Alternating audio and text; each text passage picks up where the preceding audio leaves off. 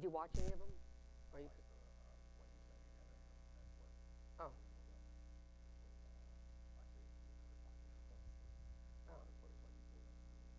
Was it Gina? I was hoping for you to hear the one with Gina.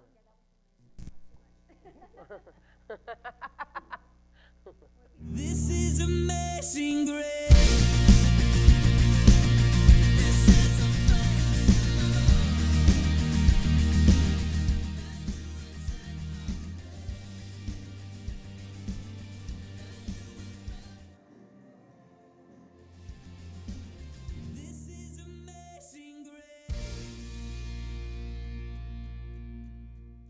Jesus, I sing for all that you have done for me. What is grace? God's unmerited favor. Good morning. We welcome you to Amazing Grace. I'm Sherry Colby, the senior pastor here at Victory Worship Center and the host of Amazing Grace. Joining me this morning, as usual, is Bev Duke. Good morning, Bev. Good morning. And I'm so excited because our special guest, who I think I call my friend, oh, there I hit it again, is Damien Simmons. Welcome, Damien. Well, thank you for having me. We're so excited about what's going on now. Before I get in and letting everybody on our audience know all about you, Damien, because you're really special, okay? I always have to kind of talk about this COVID thing. Because this COVID thing is driving me crazy, you know, whether it's, you know, that seclusion feeling. But another thing I've been noticing, and is the spirit of heaviness that is on people. We never imagined this to go so long. And so now that, you know, people are just weary, so weary. And I know you being a pharmacist, and I'll talk a little more about that, but you have people coming in and out. So what's the feeling that you're seeing besides the drive-through, okay? For the most part, it's a new experience for most people, and they find themselves at a loss for words, at a loss for what to do, social distancing, what to do with their kids, what to do for the future. And it's very scary for most people, just the future itself. One of the things that I believe firmly is that we are built to endure. Okay. And they just have to learn that this too shall pass. You know, my pastor would always call it the trials of Job. That's so funny. My mentor pastor, that was his famous line, this too shall pass. Right. And it's just another phase in our evolution. And I just think that with today's society, with the technology and advancement of medications that we have, that we'll solve this. So just be patient, be safe, and most of all, just be smart. You know, I have such a hard time with that mask, though. Well, now they have so many different types now. They have more breathable ones. They have ones that push air up. Like my mother gets so nervous because she gets like claustrophobic feeling. Yeah. And they have a specialized mask, and we actually have some at my store that has a little machine that just pushes fresh air. It filters the air and pushes it up under the mask for you. Oh, we need to get that mask. I wish we had. Wait, Carol. That's what we need to get for Carol. I would have brought some, and it's rechargeable. It's very easy and very, very easy to use. My parents are in their 70s. No. What's your favorite mask? I have kids, so our masks are the colorful ones or the ones that have designs. Like my son has one that has like a skull on it. Yes, yeah. That would be my son. Right, if you're going to do it, then you better make it fun for kids. Right. Absolutely. You know that thing with having a 2-year-old wear a mask? I can't even imagine. You know, I was going to go to Michigan next week, but I can't. All I can think of being on a plane with a 1-year-old wearing a mask. When I have that mask on, he's ripping it off me. Does he have, ripping it off you? Yeah, I mean, he wouldn't have to wear one, but how do you get a 2-year-old to keep a mask on? Well, the thing is, with anything, make it fun. Make it into a game. Oh, aren't you the cheerful one? I have 5 kids. That's what we do. We make it into a fun game, and we say, hey, watch this. I put my mask on. Put your mask on. And like, I'm going to scare you, Daddy. How many kids do you have? 5. Oh, 5 kids. Ages what? Oh, my God. 16, 14. He'll be 15 next month. And then I dropped down to 13, then dropped down to 5. Oh, she just turned 6 last week. And 6, and then drop down to 4. So that's 5 kids. Bev has 4. Okay. I do. Okay. Yeah. The wife filled up every room in the house. Oh my gosh, that's crazy. 5 kids. Beautiful though. That's a blessing. wonderful. I've seen nice some to have of a your big kids family. at the store. Yeah. But so you know, with this COVID thing going on, parents have to stay home and home. It's almost like doing homeschool. Bev, I know you homeschooled all your kids. I can't even imagine that, but you homeschooled your 4. Do they like the computer thing, or? We have a mixture, you know. With 5 kids, you have the one that's computer savvy, you have the one that's just more sports oriented. So we kind of make it a mix where the ones that's more computer savvy helps the one that's more sports savvy. So we have, it blends for us. And it's a full-time job away from a job. Yeah. So you have 5 computers set up at your house? Oh my gosh, computers, iPads, laptops, everywhere. And if you're working, okay, that makes it kind of hard. I know you're married to Nadine, another incredible lady. I'm going to talk a little bit about her too. And so if you're both working, how do you juggle the kids doing schoolwork? Now that we have a 16-year-old that's driving, it's a lot easier. Isn't it the best? Oh my God. Isn't it the best? I love when parents amazing. start driving. Yeah. My wife is very task-oriented. Like, she could be a military drill sergeant. But she writes out a list, and what she wants, everything checked off. So, you know, we learned a long time ago, there's no better feeling than having a list and checking something off. Sometimes I would do something and do it first, and then write it on the list and check it off, just for that feeling. I've done that too. So those are the things that keeps us oriented, and we all get lazy at times too, but we make sure that, okay, we have to make sure we get this done at this time. So we're very sharp as far as being disciplined enough to have 5 kids and run a small family business. And we even bring them into work sometimes. Yeah, I've seen them. Help us do things and stuff like that. Don't you feel that I thought I was so unorganized when I was a kid, when I was younger and I was a young girl, and I thought, how will I ever, be a mom? But the more kids I had, the better I got at it. Absolutely. I feel like I had to have that many kids in order to get my stuff together. Now I'm so organized. I'm just super organized. Well, I don't know, because I have 3, but I had one that had some challenges. And so I could make that list, and nothing would get checked off, okay? His list was just a little different from other kids' lists. And actually, because of one of my kids, is how I came to know Damien. So let me tell you a little bit about Damien Simmons. If there's one person, here at Victory Worship Center, we have a mission statement. And it goes like this. Every week we say it, Colossians 3:12-14. Are ready, Bev? Yes. Therefore, it's God's chosen people, holy and dearly loved. Clothe yourself with compassion, kindness, humility, gentleness, patience, forgiveness, and love. And when I was thinking about you, Damien, I even told Bev last night. She said, well, tell me a little bit about Damien. I said, you see that banner up there? I said, that's Damien Simmons. Oh, wow. And that's really, your character is so strong. I find you just such an incredible man from the moment I met you. And I know, we realized when I met you for the first time that we had known you from another pharmacy, but I didn't actually know you. So what had happened was, my son is on some crazy medications, and it was very hard. I had to go to one pharmacist to another, and someone told me about this pharmacy right across the street, Atlantis Pharmacy, from my son's doctor's office. So we walked in one day, and of course my son was just elated because he saw Damien. And Damien is just a man that goes out of his way like no one I've ever seen. He has helped me out in so many binds. And one of the things I've said to you, Damien, that I admired about you more than anything is I can walk into Atlantis Pharmacy and I can see somebody who's poor. I can see somebody who has their act together. I can see someone that you know is not doing the right thing, and almost like homeless people, and you treat everybody that walks in that door with dignity. Absolutely. I think that's what God intended, and one of the things that I learned a long time ago, and I'm a big philosopher. I love having different philosophies of life, and it's the same philosophy I have with my family and with my business. And it's so funny how you learn these things when you're little, and it just sticks with you as you become an adult. And it's that if my family or business is hungry, it's because I'm starving.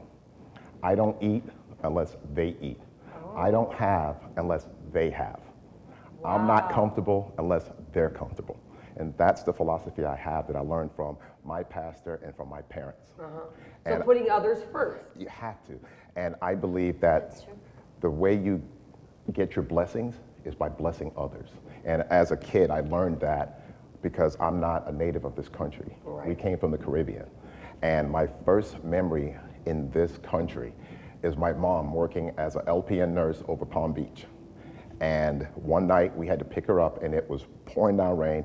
We had no money and my father dropped her off to work at 3 o'clock in the evening because my mom was always home for us until we got home from school, and then she went to work 3 to like 11. So at 11:30 at night, my father would wake my twin brother and I up and say, hey, we're gonna go pick up your mom. And we had a little sister who was like, we were 7, so she had to be 4. And as we drove over Palm Beach, my father said, oh, the engine light's on, so we need gas. And my mom said, don't worry, when you pick me up tonight, I'll get paid and we'll do that. So this is a Friday. So we pick her up and it's pouring down rain, so he has the AC on. Picks her up and he says, by the way, we need gas.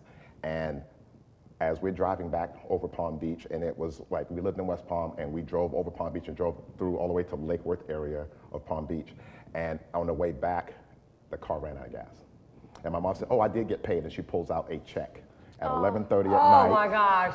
On Not a Friday. realizing. And we were over Palm Beach, we just ran out of gas, and literally the car just drifted to a stop, and then the AC turned off, and the air got hot, and the windshield wipers are still going. I remember it vividly. And my mom looked at my brother and my sister and I and said, okay, are you guys okay? And we were nervous because we were like, why did the car stop? And my father looks over at my mom and says, we ran out of gas. Because he tried to whisper, but we knew. And like, what are we gonna do? It was in my father's voice. And we sat there and I got nervous, and my brother and I started to cry a little bit because we just new to this country. What are we going to do? And my mom asked us if we believed in God. I was like, yeah, Mom, we go to church 4 days a week. And she said, if you truly believe in your heart and you believe with everything and close your eyes and you pray and you ask God, he will give it. And we did that. So of course, as little kids, you're waiting for the sky to open up. And the car to start. And about half an hour passed, and it's almost midnight, and a couple drove up, and I remember it vividly. Convertible Jaguar XJ, and we're talking like 1988. So, for a little kid that loves cars, that was amazing. And he asked my parents if we were okay, and my father said, ran out of gas. And he said, okay, well, come on. And my father's 6'3", and he's a tall guy, and it's a 2-seater. So he tells his wife to scoot over, and my father takes off with them. And it didn't dawn on us that, wait a minute, we don't have any money. my mom has a check. So we're sitting there waiting, and about 20 minutes later, my father comes back. The rain lets up right in time, and he has this big gallon, and he starts to pour it into our gas tank. And the guy pulls right next to my window. My brother and I, my little sister back there, and he leans over and he looks over and he says, hey, he tells my mom, you have a beautiful family. And he looks, hey kids, do you guys believe in angels? And we said, yes, sir. And Oh my gosh. And I he have said, goosebumps. and he said, today I was your angel. Maybe someday you could be somebody's angel. Oh my and he gosh. gave my mother a $50 bill in 1988. And he said, Amen. take care of it. My mom said, give me your address, I can pay you back. He said, no, tell your kids to pay it forward. And that's what my brother and I have been You doing. know what? It's so That's interesting. such a good story. You know what I was Ever just since. going to say to you? And that's As soon what as I've been you were doing. telling us this story, one day I came in, and my life's a little crazy at times. You've seen it. And you came out around and you said, you know what? I feel like I've been sent to be your angel. Yep. And now I get why you say that. And I was going to bring that up. I see I wrote angel. Yeah. And because that's what I'm saying. Bev, he goes out of his way Yeah, that's for awesome. people. Can you see his character? That's what I'm Yes, trying to tell automatically. you. That he's all these things. That's why I send everybody that I can to him. And everybody I send to you thanks me. Oh. I'll get a telephone call afterwards. I'm going to be coming now, too. Yes. And one thing about your business, by the way, it's Atlantis Pharmacy on JFK Boulevard, right by the hospital. And when you first opened, I remember coming in, and you weren't that busy. Oh. And, I could tell there was a little, wonder what's going to happen. And then I went back to my car, and the Lord spoke to me and said, go back in there and tell him to persevere, stay with it, because you're going to explode. So I came in, and I said, Damien, this is what the Lord told me to give you a word. And I did, and it has exploded. Oh. I mean, you go in there, and it's now, I still want to be treated with royalty, okay? First in line. Let me tell you a story of what he did for me once, okay? and this is, and maybe you can expound on this a little bit, but I had a situation where somebody was an epileptic and they didn't have any more insurance. And so Walgreens, I think it was, or CVS, said that the prescription would be $400. And of course, they didn't have $400. They didn't have a job, okay? And I said, just a minute, let me call Damien. So I called Damien, and he said, send her in. Send her in and have them send me the prescription. And the prescription was $35, okay? Not that you're gonna get your prescriptions all for $35, okay? But you told me a story then about what people don't understand about how that really works. Explain that. When a medication becomes available in a generic form, when it first hit the market, let's say the brand medication costs $100. They own the patent on it, so for roughly 17 years, give or take, they can own the rights to that drug. But once that expires, they can have a generic version of that drug, meaning that another company can use the same entity and make that drug for a cheaper price. At first, they might say, okay, we'll make a generic version, and instead of being $100, it's only $90. But after more time goes by, that generic version might only cost you $20. So what happens over time, especially for a drug that's been around for a while, when it becomes cheaper, we'd like to pass the savings on. So one of my philosophies is that you don't make any money charging one person $1 million.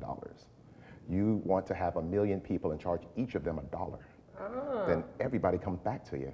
And at the same time, people are so grateful for the $1, they might give you $1.50. You're right. That's good. All right? And in pharmacy, it's so weird too, because our goal is to educate and inform. My job as a pharmacist is to teach you the strategy that your physician has to help you feel better or get better. So you get the fact that I'm going to talk to you and I'm going to educate you. And at the same time, I'm going to make it easy and convenient and affordable for you. So it's a win-win the whole time. So everybody's happy. And then guess what? I don't make any money if you come to me once. I make money if you come to me every month. You know what I mean? Oh, that's the Bring your motive. friends. There's the motive. And bring your friends. Yeah. Now I know that you go up to Tallahassee.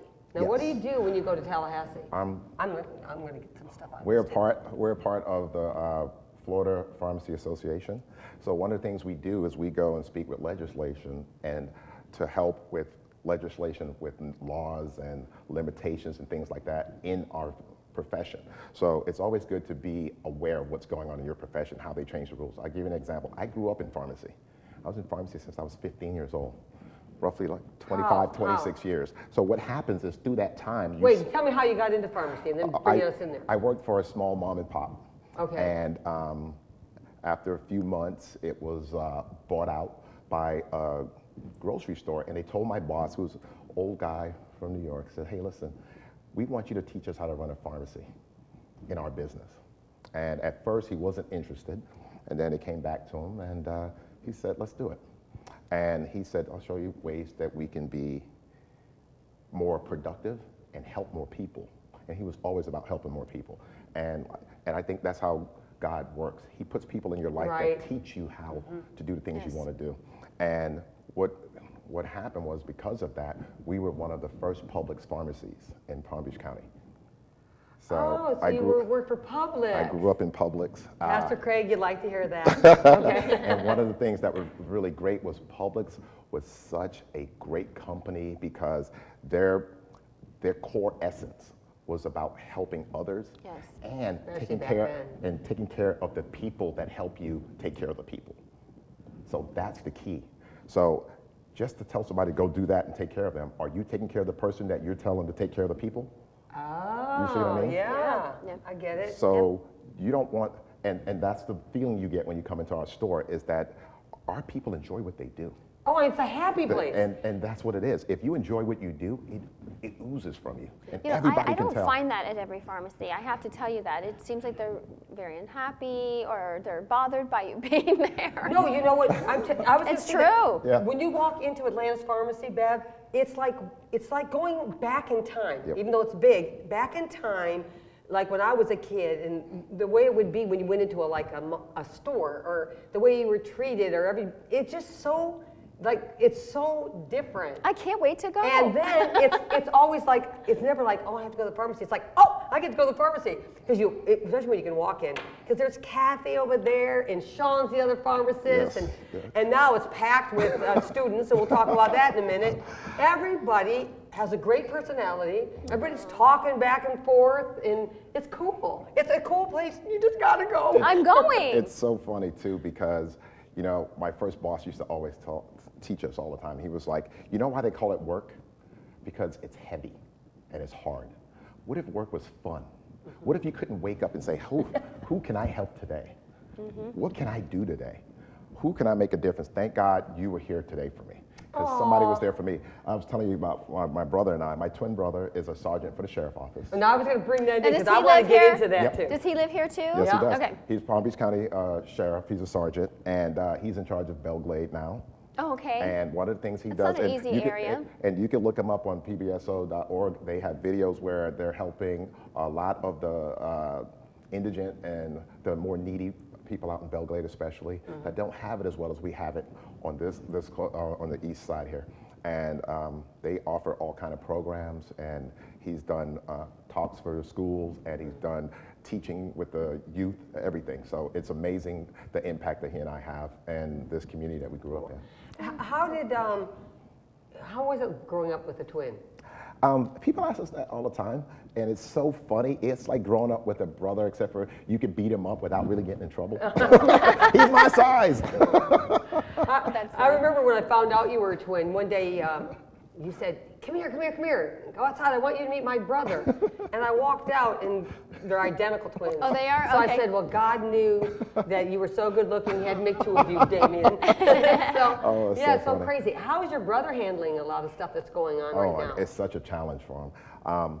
You know, trying to not so much force people, but encourage the fact that, hey, we need to, social distancing is important, wearing a mask. His biggest challenge right now is how do you police people in a pandemic like this? I know, It's but very even hard with for him. everything else that's going on with so many The people rioting. against the police officers. He tries to teach them that it's not police officers against any specific person. It's just a mentality sometimes. So even when he says that, oh, you know, there's racist police officers and this and that, and it's not even about race, it's about mentality. And he tries to teach that so much. The example he gave me was that if you had a pit bull, and you brought that pit bull in here and you say, go ahead and pet him, and he's he got his big teeth, he's really strong and muscular. Like, I'm not petting him, he could really do some damage. He said, I tell you what, here's a bat.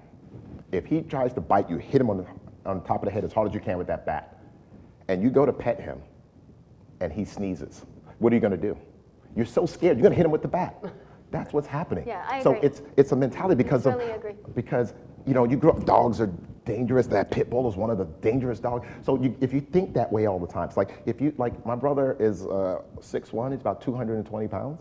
So he walked up on a guy that's 6'6", big guy, and black guy, and everybody was intimidated because of the size. Not that he was in any trouble, he's just a big guy. So guess what most officers do? They pull a gun first. And it's like, there's no need for that. Hey, here's what we need you to do. We need you to comply. We don't want any trouble. I want you to go home, and I want to go home. Right. So that's what he tells them all the time. Hey, we can do this together. And he always tells them, too, we can do it the hard way or we can do it the easy way. I like the easy way, because everybody goes about their business and everything's fine. That's awesome. That's really how I think that's how I feel. I really have to interject a little story here. It has nothing really to do with your saying except for the pit bull, because I have a pit bull. Okay. I'm petrified of them. And he is an angel, Okay. like an angel. But when he plays, he growls. Yes, see? And my sons grew up with him, hitting him and playing and wrestling, and he loves it. So I had a bunch of boys over last night. And I watched this one boy, and he was going like this, and my dog's going, "Arr, arr." And I'm laughing, and then the guy stands up like this, and he goes, I think I bothered him. I go, oh no, he likes it. I go, do it again. He'll do it again. And he goes, I'm not doing that again. I said, watch, look how little I am. I got to my dog and I was like, "Rah," and he was like, "Rah," and I had his teeth on me, not biting at all, just had his teeth on me, you know. My cat. And, but they're not biting, they're going, Okay. You know? But it's the perception. it's the and that's- perception and that he's that's so what's evil. scary. And then I say, gentle, and he comes, See? Gentle. But it's because he's been trained that way, but he's the most gentle, Oh, wait a loving minute. dog. I've heard all these people say they have gentle No. pit bulls and then they, rip somebody's arm off. No, but he's an American Bulldog pit bull. Oh, Oh, the okay. American. Oh, But he's a mix. Yeah. So, and actually, I felt like that when you were telling that story, I could really visualize what you were saying. So the goal that he has as a police officer is to change the perception. Yes. So he does more of the community policing. Don't judge by what Right. you're seeing or even maybe how people are responding because they might be nervous or scared, and this is what they've always been. But in this time, they're not treating him bad? No, he said one of the things he tells all of his guys, he's in charge of a unit, he tells them all the time, when you come up on a scene, you let them know we're here to help. Yes. So think of that mentality. yeah. When people see police officers, they get nervous. If lights turn on behind you, you're nervous. He says, hey, we're here to help. Tell me what's going That's on. beautiful. That's what. I get nervous when I see a police officer. Yep. I really do. I feel like, oh, I'm nervous that I do, and I've had great encounters and I've had not great encounters. I usually have never. I heard this saying once, and once again, I told you I'm a philosopher, and it's so amazing when you think about it. It says, sometimes if you change the way you look at things, the things you look at change. So if you change the Absolutely. perception. Yeah. So, that's so funny too, because we had a patient come in and a lady who was visiting her mother in the city of Atlantis, and she had broken her pinky toe. Like it just snapped. So she had to have surgery. They had to put a pin in there and all this stuff. She came in on crutches and she whips out a prescription for a pain medication. And before I could say anything, she started saying, okay, listen, I only have a few pills. I'm not from here. I'll pay cash. And she started going on and on and on. And we were like, whoa, hang on. What happened? She said, I just had surgery over at JFK Hospital. Okay, I need to get a pain medication filled. And she says, and I said, yeah, we can take care of that for you. Just give us a few minutes. She says, but I don't have any insurance. I have to pay cash. That's fine. She said, wait a minute. I'm not from here. I'm from Boston. I'm like, Okay. that Boston in the U.S., right? like, she made it seem like it was another planet or something. So yeah, we can do that. She said, wait a minute. She was like, and I don't know if you can fill it because my ID is from Boston. What are you talking about? She said she had went to 9 other pharmacies. Oh my gosh. And they all told her no. They told her no because you're not from Florida. They told her no because you don't have insurance. They told her no because it was at JFK Hospital. Like, you need to go next to the hospital. Like, what? There's a lot of mistrust. Yeah. Do you feel like that? Just a lot of mistrust that people just automatically think negatively toward people. Well, the thing is, when, I teach my staff all the time, you can go anywhere and get a no. I can go anywhere and get a no. What if you said yes? And what if you said yes where you can figure it out kind of thing? And one of the biggest things I always say, I said, people wait for the perfect moment. I said, find a moment and make it perfect. Ooh. These are good. hang around You gotta with write. these You gotta little write sayings. these. You gotta write these down These are and things- make one of these little books that sit on the coffee table. little quotes from Damien. Yes. These are things I've heard through the years, and I love it. And my first And you boss, live by it. I do live by Because it. we say live by the word. A lot of people are hearers of the word, but they're not doers of the word. Yeah. Okay, But these But you're are a good. doer But this of. is such a good way to Yeah. to have, because some people these little things nuggets will stick with Absolutely. them, Yes, they and remember. then they'll say, I remember this, and And especially if you respect the person who said it. Right. Do you know why I have so many philosophies and sayings I try to tell people all the time? Is I think Nietzsche said it, and he was a philosopher, and he was a philosopher inspired by God. And one of the things he said, he who has a why can conquer any how. So what that means, if you believe in your heart that this is what I want to do, or I want to help, it'll help you endure. It'll help you get over the hump. And that's what happens. When things get really hard, most people quit Yeah, because it's they do. hard. It's Yeah. too But much. what if it was fun? Or what if it's something that you just believed in your heart that I need to do this? that's good. And remember, right? When Jesus got crucified, right? He knew he was going to die on the cross. But guess what and he could laugh. He could have said, yo, I'm out. That's not my thing. I don't want I'm out. But what if but know what he said? He says, I have to do this because I love you guys. And God loved us so much. He was like, I'm going to have Jesus do this for you guys. And Jesus wants to do it. And, I tell people all the time, I tell this to my kids. It's so funny too. They said, hey, are you going to sacrifice for your kids or sacrifice for this? I said, I've never sacrificed a day in my life. I do it willingly. It's not a sacrifice if you want to do it, right? People say, I made sacrifices Can they for clone you? These are sayings that are based in reality. So think about it this way. But We're- also based Yeah. from the Bible. Absolutely. These are That's what I'm sayings saying. that are based from the Absolutely. Bible.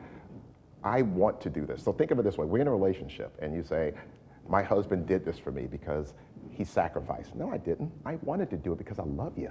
I want to give this to you. I want you to do better. You know what I mean? So the way to do that is, you know, my boss, he had so many sayings too, and he was the first one to inspire me too. And his name was Mort, and he would say, oh my God, they would ask us, how can a small pharmacy tackle bigger entities, like bigger chains and things like that? And he always had this crazy saying. He was like, it's not the big that eat the small, it's the fast that eat the slow. Big chains are slow to change anything. What if you're just faster? You ever see that small guy beat up the bigger guy in boxing because he's just faster? Boom, boom, boom. He's moving all over the place. That big guy is slow and heavy, things like that. So if you change your mentality and how you do things, it makes it so fun and change easy. is good. Change is good. Wow, that's so embrace exciting. change. How many years have you been married? Oh my gosh, 19 years. 19 years. Congratulations. And 5 kids, Wow. and your wife's name is Nadine, right? Yep. And she works with you. Oh yes. And she's such a soft heart. I always You can say. see she's so tender.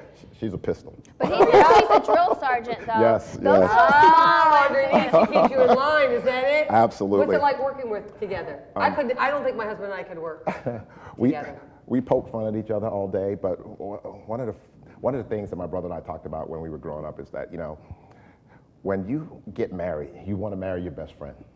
So your best friend is that person you crack jokes with, that you laugh about, or you say, hey, you remember that time? I remember that time. You remember when we did this? I remember that.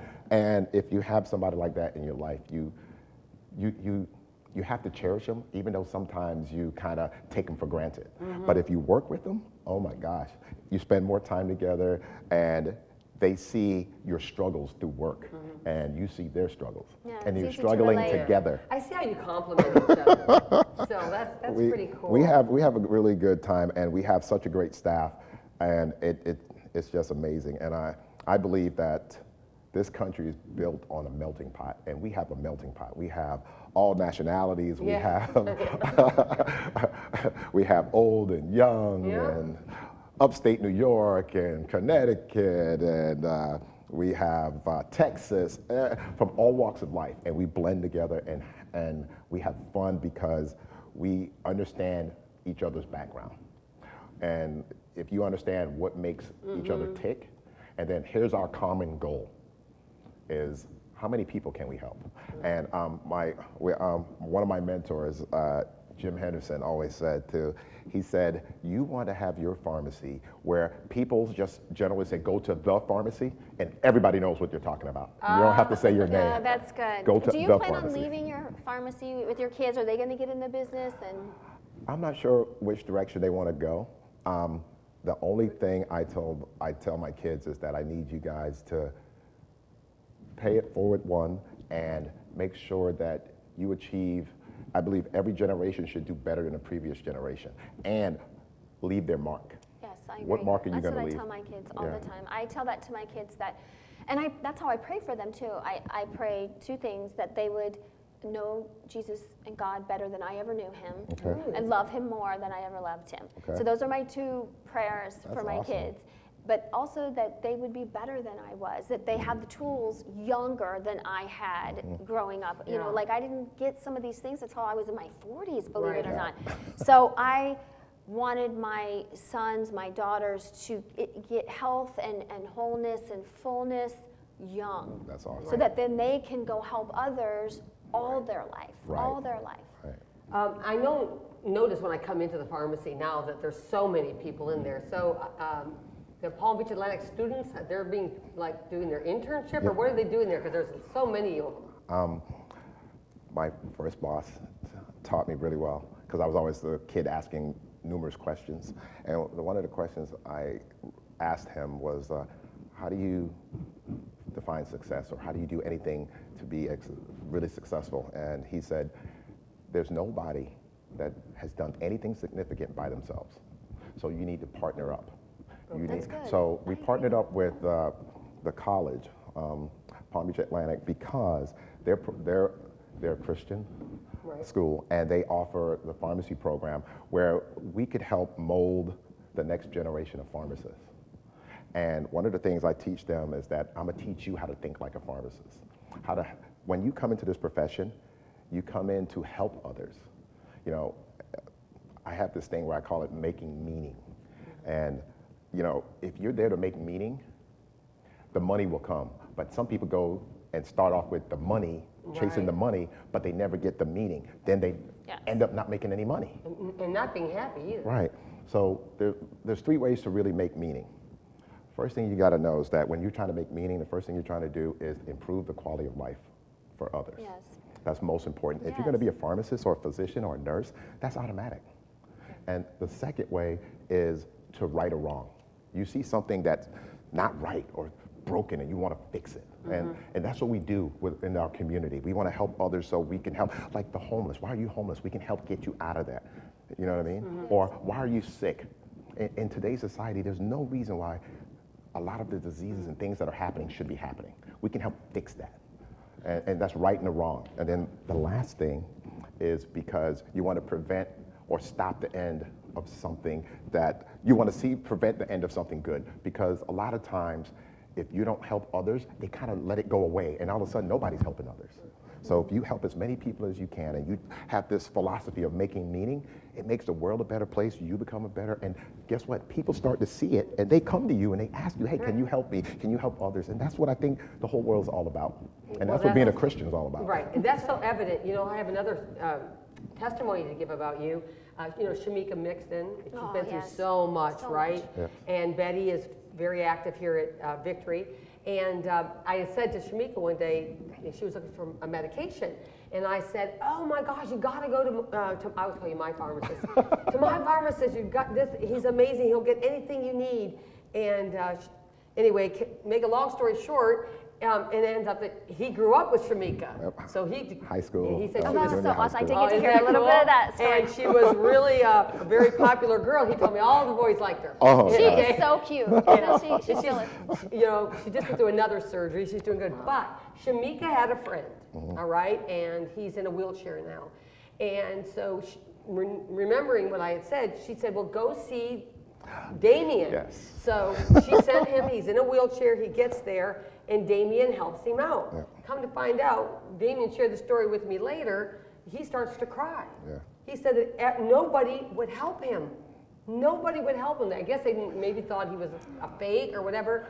He had compassion, like I said, on this man, helped him, and he called Shamika he couldn't get over the fact that he wasn't judged, because everybody was judging him, I guess, everywhere he went. What happens, especially in pharmacy, is that pharmacists have to pass judgment a lot. And I frown on that a lot because you can't tell looking on the surface. That's right. You know what I mean? And the thing is, so they look to see how you walk, how you carry yourself. You know, if you're coming in a wheelchair, you know, I'll give an example. I had a pharmacist tell me that we can't fill a script for that guy in a wheelchair. I said, why? Because he says he's in a wheelchair and he can't walk. I said, okay, why would you not fill it? He said, well, look at his shoes, okay? If he can't walk, why do they have scuffs on it like he's been walking? So I said, okay, so you think that's a reason not to fill his medication? He's like, well, it's pain med, so he obviously doesn't need it. So I went over and I said, hey, you can't walk? He was like, why are you asking? I said, well, you have scuff on your shoes. He was like, these aren't my shoes. I borrowed it because I don't have any shoes. Yeah, that's how I was just thinking. And you pass judgment on somebody. Yeah. I remember Joyce Myers telling a story about how she would go into an event and she would wear different clothes. So she'd come out after one and then come in another session, and that somebody judged her and said stuff about, why does she have to wear all these nice dresses, different earrings? She's who she's trying to impress. And she says, well, I don't really care what they think. She's a more confident woman, but she says, but we're taping different shows, and we have to do that. And it's important to not judge because we don't always understand. We don't have all the details, of what's Can going I ask on. him a quick question? Sure. I want to ask you something because you know, we didn't know whether we were going to do a Bible study. We didn't know today, but there was something. We were prepared, but we were we're not prepared, going. but we thought that it might, and I'm so glad we didn't. But there was something that my son-in-law, my son-in-law is half black, and so he has a lot of good stories that I'm learning from his family. But one thing he said, because we were going to maybe discuss Ahab and Jezebel, but we're not going to do that. No. but there was one thing he added to me. I said, what do you think? What do you have insight to? And he says, you know what I think about that? And he told one of the stories in there. He says, it's important who you partner with. And when you said that it's important to have partners, like what he said, nothing else mattered to me. I just thought about that. It's important who you partner with. It's important to partner, but it's also important who, whether it's a husband, a wife, a ministry partner, a friend that you go through life with, or business. What do you, I mean, do you think like it's your wife that was your partner, or what do you think? That made you so successful and so happy, and is it Jesus? It's Jesus. It's everything, actually. I just believe that when you're going through life, there's always nuggets that drop, and you have to pick up the nuggets. Sometimes we see the nugget and we grab it. Sometimes we don't realize that that's a nugget. You kick it and throw it out the way and keep walking, kind of thing. And when you're on a mission, people can feel it, sense it, and know it, and they help you with your mission. Was your wife you're on that same mission with you? I chased my wife till she caught me. She and I, the moment I said, man, you know, we have this joke at work. Some of our other patients would always say, oh, I see, Damien, you date up and your wife dates down. And her background's from the Caribbean as well. Her parents are from Jamaica, but she was born here. And we have a lot of the same ideals. And she always thought I was kind of a little bit knuckleheady, goofy kid, kind of. And one day I shared with her what I wanted to do in life. And I just said, you know, I want to do something amazing. I want people to say, this guy, that his life, that his family, that his business meant something. It Made a stood difference. something. That's in one of my books. If you make a difference in someone's life. And when you do that, it's just amazing that somebody else will help you on that struggle and says, wow. And then she saw me in a different light from that day. Oh, this is a good catch now. You know, it's funny that we were going to talk about Ahab and Jezebel, and you know, great example of a man looking at beauty or looking at the wrong things in his mate, and that, you know, you can pick the wrong mate and destroy it. Goofy, and would have if she had thrown you aside. But that's what saying about Ahab and Jezebel was that he partnered with the wrong person. She was evil because for whatever reason that she appealed to him, and she destroyed his life. She destroyed. He became a weakling. He didn't have an opinion. He just did whatever she said. And it says that she, that there was a moment of humility in his life, that he had this moment of humility when God came after him, and God said, like, look at him, he's trying to humble himself. But she came right in there and snatched that humility. So it's really important that you partner with the right people. Someone that just builds you up. That's so funny too, because like after being married for 19 years, you know, you have your ups and downs and some, you know, arguments or whatnot. But for the most part, we always have this joke between my wife and I, and it's like some days you lead, some days I lead.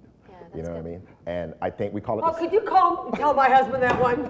Some days I lead, okay? We call it the 60-40 rule. So we always try to figure out who has 60 and who has 40. So I'm like, that. you got the 60 today, so let me know what we're doing, like, and where we're going. And then tomorrow I got the 60. We're doing this. That's awesome. Wow, that's so incredible. good. And I think that's what he should have done, and he'd have been a lot better off. Yes, he should have gone on that woman. Wow. Well, you know what? What a blessing you have been this morning. We've learned so much in so many different directions. I feel so encouraged. You know, pick the right wife. I'm an encourager, to be so I the like best that person too. you can be. And again, is he not Colossians 3:12 Yes, through 14? very Every Victory sweet. member that's watching, all of our outside Victory family, this is what it's about. This is what Colossians 3:12 through 14 is. I really encourage you to go by Atlanta's Pharmacy, say, hey, I saw you on Amazing Grace. We also encourage you to share this show. Next week, we have an amazing guest. It's Morgan Milligan, who just happens to be Bev's 25-year-old daughter. And She's a great girl. We kind of wanted to have a younger person to get a different perspective, so we encourage you to do so. We will be doing some changes with Amazing Grace, and we'll let you know a little more about that through Sunday. We encourage you to tune in on our live stream at Victory Worship Center at 10 a.m. If you subscribe right now, if you're watching, then you'll get a little notice that we're on live. Or you can come to church, you can wear your mask, and we're going to praise and worship, and we're not letting anything stop us for giving adoration to our Lord. Tell somebody about Jesus this week. Have a blessed week. And again, Damien, Bev, what a great show today, right? I really enjoyed it. So nice meeting you. Thank you so much for coming this morning. Thank you and for we just having speak me. blessings over your business. Yes, amen. God bless. Have an amazing week.